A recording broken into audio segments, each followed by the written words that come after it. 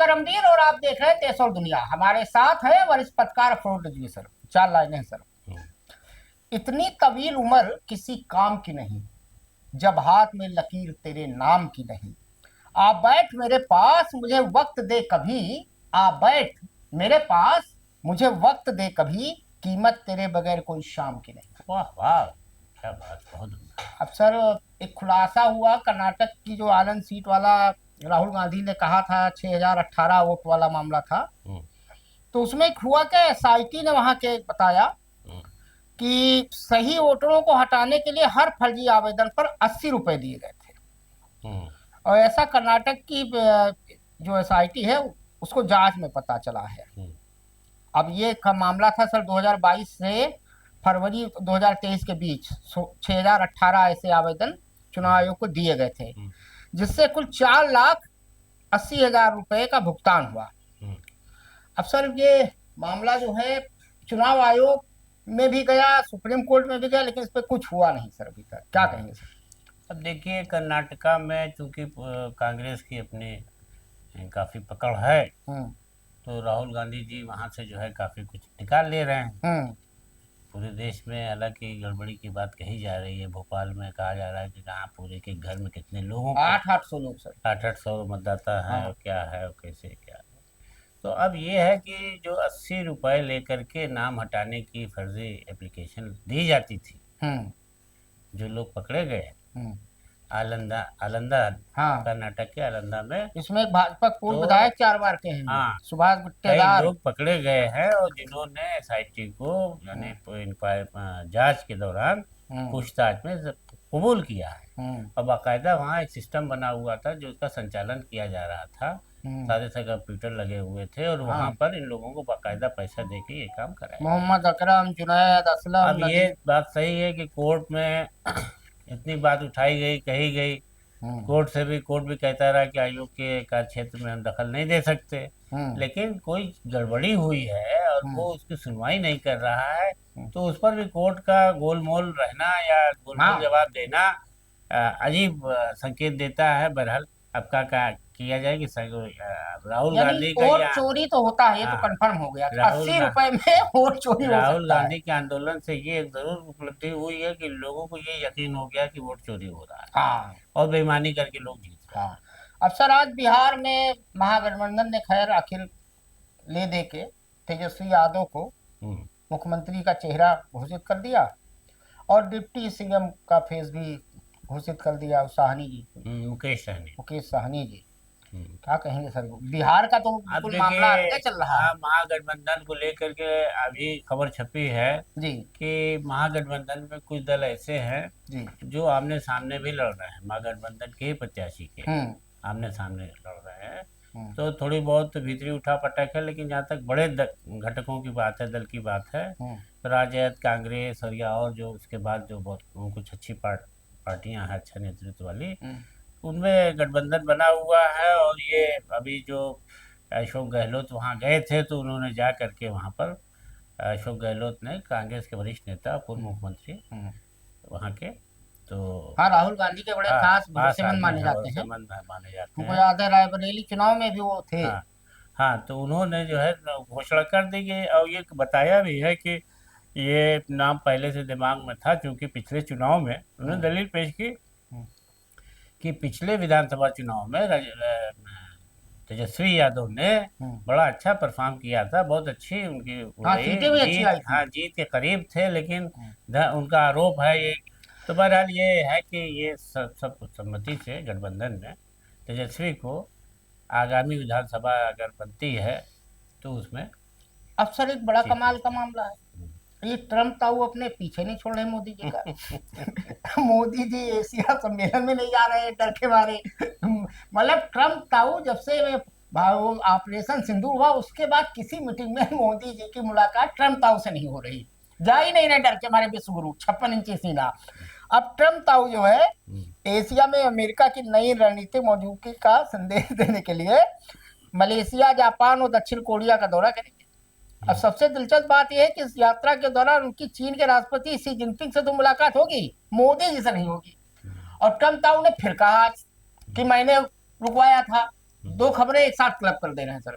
और Trump town ने यह भी आज फिर कहा कि वो रसिया से इस साल के आखिरी तक भारत तेल खरीदना बंद कर देगा। क्या कहेंगे सर, ये तो बड़े बवाले जाल हो गए। हैरत की बात है कि इतने बड़े मुल्क यानी हिंदुस्तान के लिए, भारत के लिए कोई देश का जो है राष्ट्रपति ऑफिशियल स्पोक्समैन बन के बात करे, हाँ, दूसरे देश के लिए, देश के लिए। ये हैरत की, एक तो लोग यकीन नहीं करते जब तक वो आदमी ना कहे। जब तक खुद भारत नहीं कहेगा तब तक पूरी दुनिया को यकीन नहीं करना चाहिए, करेगी भी नहीं, क्योंकि जानती है कि ये दादागिरी करते हैं ट्रम्प, कि हम कह देंगे तो बोलेंगे। अब देखिए यहाँ पर यही बात है कि कांग्रेस जो राहुल गांधी आरोप लगाते हैं कि मोदी ट्रम्प से डरते हैं, हाँ, तो मोदी जी को बोलना चाहिए था। तो जब नहीं बोलते तो लोगों को ये लगने लगता है कि क्या ये सही आरोप लगा रहे हैं कि मोदी जी ट्रम्प से डर रहे हैं। आज इंडियन एक्सप्रेस में खबर लिखी थी कि वो मोदी जी इसलिए नहीं जा रहे हैं वहां दौरे पे कि वो चुनाव है, तो वैसे तो भाजपा ही कहते हैं राष्ट्र प्रथम, लेकिन मोदी जी के लिए चुनाव प्रथम है और डर के मारे जा ही नहीं रहे हैं। नहीं, ये अजीब व गरीब बात है कि अब अति हो गई। हाँ, ट्रम्प ने इतने आसानी से कह दिया कि मेरी भारत से बात हो गई है, प्रधानमंत्री से, मेरे दोस्त से बात हो गई है। हाँ। अब वो रूस से तेल लेना बंद कर देंगे। हाँ। अब वो कह रहे हैं कि चूंकि ये एक लंबी प्रक्रिया है, इसमें समय लगेगा। हाँ। लेकिन ये एक मुश्किल काम है, लेकिन ये कि वो बंद कर देगा। और अब मैं इसके बाद चीन से बात करूंगा। चीन को भी इस बात पर सहमत करूंगा कि रूस जो है यूक्रेन पर जबरदस्ती युद्ध थोपे और तुम तेल लेना बंद कर दोगे तो पैसों की कमी से वो युद्ध बंद हो जाएगा। तो मैं युद्ध बंद कराना चाहता हूँ। नोबेल चाहिए। हाँ, मैं युद्ध बंद, नोबेल नहीं, वो खाली दादागिरी की। रूस जो है वो हमारे कहने से यूक्रेन से युद्ध नहीं रोक रहा है, लेकिन मोदी जी तो अब ये सब करो। पहले तो तुम ही कह रहे थे कि हम बंद करा देंगे राष्ट्रपति बनते ही। हाँ, एक चुप हजार चुप मोदी जी विश्वगुरु हमारे, वाह धन के हैं। तो रूस को नीचा दिखाने के लिए वो ये सब कोशिश कर रहे हैं और बयान दे रहे हैं ऐसा जो दुनिया यकीन ना करे। भारत कहेगा तब बात सही मानी जाएगी कि वो कह देंगे ट्रम्प मान लेंगे। लेकिन अब दोस्त है, एक वो सर एक कहावत है क्या? ये सही है कि आपकी चुप्पी से सहमति मान ली जाती है। वो एक कहावत क्या है सर, नादान दोस्त से अच्छा दुश्मन। ऐसा दोस्त मोदी जी ने पाल लिया जो उनके गले की हड्डी बन गया है। अब सर, लखनऊ से एक बड़ा शर्मसार करने वाली खबर रही इंसानियत को। यहाँ एक दलित बुजुर्ग को मंदिर परिसर में कथित तौर पर पेशाब चटवाने और मंदिर धुलवाने के आरोप में पुलिस ने एक व्यक्ति को गिरफ्तार किया है। मामला काकोरी थाने का है। ये सोमवार का मामला है सर। क्या कहेंगे सर? देखिए, रामपाल नाम था। लगने लगा है इधर जिस तरीके से दलितों के साथ एक एक करके अभी तक तो मुसलमानों के साथ हो ही रहा है। हाँ, कि बरेली में उनका जितना सब गिराया जा रहा है। Operation bulldozer. उन्होंने आई लव मोहम्मद कह दिया। आई लव मोहम्मद नहीं कहना चाहिए, गलत है। बहरहाल वो सब विवाद में नहीं पड़ रहा है। जो अभी बात, ताज़ा बात ये है कि जिस तरीके से वो आदमी से पेशाब कराने का आरोप लगा के उससे कहा कि इसको चाटो, और चाहे उस बेचारे को मतलब इतना टॉर्चर किया कि उसने उनके कहने का अमल किया, और बाद में बहुत वो मतलब उसको तकलीफ हुई। 2 दिन बाद घर वालों को, 2 दिन तक मरे सदमे में, घर वालों को नहीं बताया। हाँ, चुप रहा वो, चुप रहा। उसके बाद उसने बताया तो वो लोग पुलिस में गए हैं, बताया। लेकिन ये बताइए, क्या दलित होना अपराध है? और अभी तक मुसलमान होना अपराध माना जाने लगा कि बोलो ना यार, बोलो ना।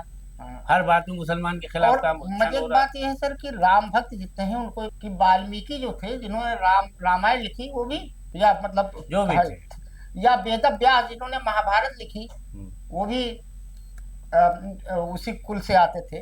अरे कम से कम भैया, राम राज्य में इंसान, राम भी अगर आज होते तो शर्म कर। इंसान का महत्व उसके काम से, उसके कर्मों से महान बनाता है, न कि आप खाली हम अपने आगे सैयद लिख लें या पंडित लिख लें तो हम बड़े हो गए, सिद्दीकी लिख लें। तो ये कोई बात नहीं होती। इंसान को इंसान का महत्व तभी मिलता है जब वो कोई बड़ा काम करता है। सर, एक वो दिलीप कुमार का पिक्चर थी, किसकी थी कि आदमी ऐसा काम ना करो, राम का नाम बदनाम ना करो, किसकी थी? वो उनकी देवानंद की थी, हरे रामा हरे कृष्ण। हरे रामा हरे कृष्ण। देखो दीवाना, तुम ये काम ना करो, राम का नाम बदनाम ना करो। तो ये हाल है। राम को समझो, कृष्ण को जानो, नींद से जागो दीवानो। हाँ, जीत लो पढ़कर मन को गीता। हाँ, एक पिक्चर आपने सर बताई थी, हमने देखी, गोपी, दिलीप कुमार साहब की। बड़ी अच्छी पिक्चर लगी सर। उसमें एक मजेदार वो गाना था, सुख के सब साथी दुख में लखो। पिक्चर आपने अच्छी बताई थी। दोनों चौकीदार ओम प्रकाश जी है नहीं, गली? उसमें एक और है जी। रामचंद्र कह गए सिया से ऐसा कलयुग आएगा, हंस हंस के के दाना वही तिनका कौवा मोती। मोती खाएगा, तो वही हो रहा है आजकल। ये चिरे अब सर चलते चलते एक मुझे इंटरेस्टिंग खबर मिल गई थी कि मध्य प्रदेश में गधों की संख्या में चिंताजनक गिरावट दर्ज की गई है। तो ये जितने गधे हैं उनके लिए है। तो है क्या सर कि अब सिर्फ वहां मध्य प्रदेश में 3052 गधे बचे हैं, जबकि 1997 में गधों की संख्या 49,289 थी। क्या कहेंगे सर? गधे भी अब इंसानों में गधे आने लगे ना, तो गधे कम हो लेकिन ये गए। है कि गधे खत्म हो जाए तो लोग गधों की पहचान जानना भूल जाएंगे। नहीं तो गधे अब तो दूसरे टाइप के हैं। ये तो वो वाला गधा है जो धोबी के घाट के लिए काम करता है। हाँ। और उसको गधा नाम दे दिया गया, इसलिए दे दिया गया, मैं जहाँ तक मैं समझता हूँ बेचारे में चाहे जितना लाद दो चुपचाप से जाता है, तो कहा जाता है गधा।